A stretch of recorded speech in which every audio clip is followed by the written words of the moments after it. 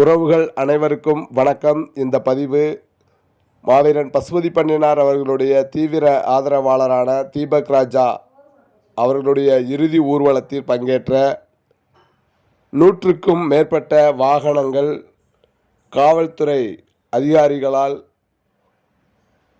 பறிக்கப்பட்டு வருவதாகவும் இதுவரை 100க்கும் மேற்பட்ட வாகனங்கள் பறிமுதல் செய்யப்பட்டுள்ளதாகவும், எனவே அதனை மீட்டு தரக்கோரியும், அவ்வாறு தரவில்லை என்றால் மாநிலம் தழுவிய போராட்டம் நடக்கும் என்றும் தமிழர் உரிமை மீட்பு களத்தினுடைய தலைவர் லெனின் அவர்கள் தலைமையில்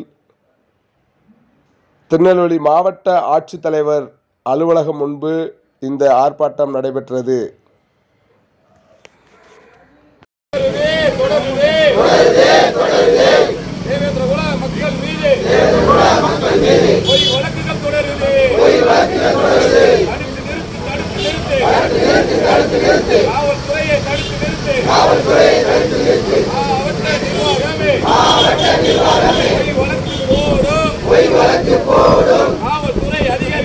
காவல்துறை அதிகாரிகள் மீது துணை போகாதே.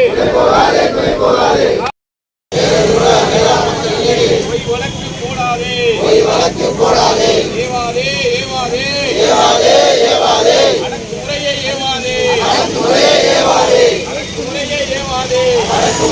ஏவாதே. மாவட்ட காவல்துறையை மாவட்ட நிர்வாகமே வழக்கு போடாதே.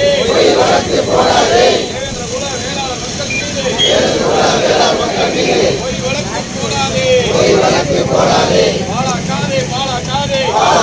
பாழாக்காதே. இளைஞர்களின் வாழ்வாதாரத்தை பாழாக்காதே. பக்கத்துல அதனால உங்களை கூட்டிட்டு போறோம்னு சொல்லி என்னோட ஹஸ்பண்டையும் என்னோட பையனையும் கூட்டிட்டு போனாங்க. வண்டியில ஏற்றி வாங்கன்னு கூட்டு வரதுக்கு நாங்கள் கூட்டு போறாங்க. எங்க கூட்டு போறாங்க? தாராபாளையம் சேர்த்துலாம் கேட்டோம். ஆமா நாங்க அங்கே போய் பார்த்தோம், அங்கே இல்லை. திரும்ப தச்சநல்லூர் தான் இருக்கும், அங்கே தான் அங்கே போய் அங்கேயும் இல்லை. திரும்ப போய் பார்க்கும்போது அவங்களை ரிமாண்ட் பண்ணி கொண்டு வந்திருக்காங்க. இதுக்கு என்ன எது சொல்லவே இல்லை. வீட்டுல இருந்து கூட்டிட்டு போகும்போது ஆக்சிடென்ட் ஆயிடுச்சு உங்க வண்டி வச்சு அப்படிதான் கூட்டிட்டு போனாங்க.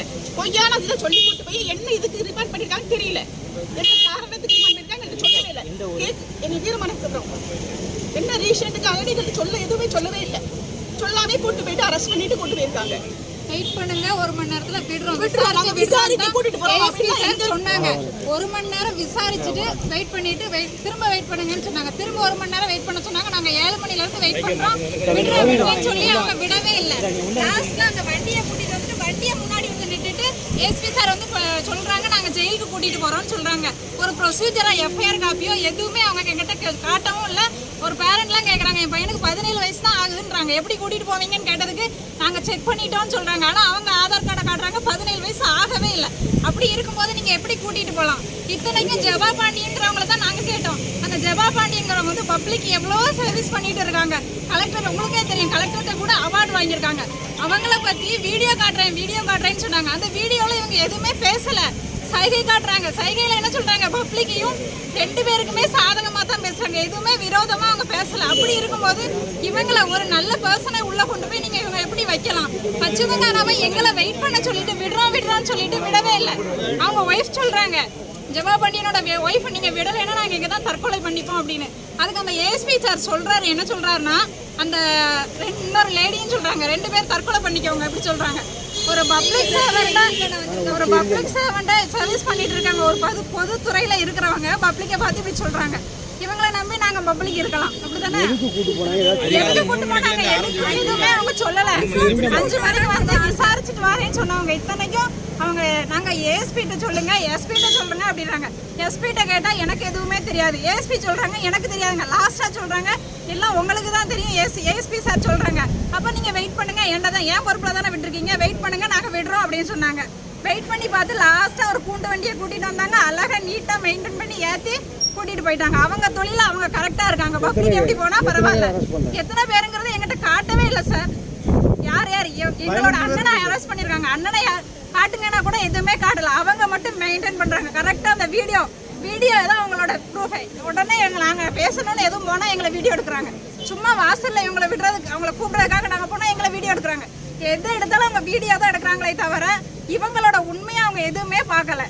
எதுக்காக அரெஸ்ட் பண்ணாங்க கேட்டதுக்கு எஸ்பி சார் சொல்றாங்க, ஒரு அக்யூஸ்ட் இறந்ததுக்கு நீங்க எதுக்கு ஊர்வலம் போனீங்க அப்படின்னு கேக்குறாங்க. அக்யூஸ்டுக்கு எதுக்கு சார் அவங்க ஊர்வலம் பெர்மிட் கொடுத்தாங்க? கொடுக்காம இருந்திருந்தா அந்த பப்ளிக் போயிருப்பாங்களா? என்ன பண்ணிட்டு இருக்காங்க?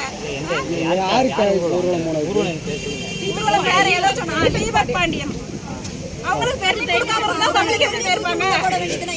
எதுக்கு சார் பெர்மிட் கொடுத்தாங்க? இவங்க கேக்குறாங்க, உங்க பிள்ளைங்களை நீங்க எதுக்கு அனுப்புறீங்க கேக்குறாங்க. போகும்போது எப்படி அந்த குட்டியை எடுத்து 1000 பேர் உள்ள போய் கேட்ட